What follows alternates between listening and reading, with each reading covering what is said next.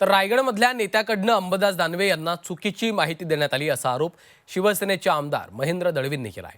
मला आणि पक्षाला बदनाम करण्याचं षडयंत्र सुरू आहे असा आरोपही दळवींनी केलाय। तर तटकरे यांना वर्षभरापासून भेटलो नाही असं देखील दानवेंनी सांगितलं। त्या अनुषंगाने केलेले षडयंत्र असावं असं मला नक्की वाटतं आणि म्हणून मी मगाशी सांगितलं की रायगडच्या वरिष्ठ नेत्यांनी या संदर्भातली चुकीची माहिती पण अंबादास दानवेंना पुरवली आणि हे षडयंत्र तयार करून पक्षाला आणि आम्हाला बदनाम करण्याचं एक कटकारस्थान केलं असं नक्की वाटतं।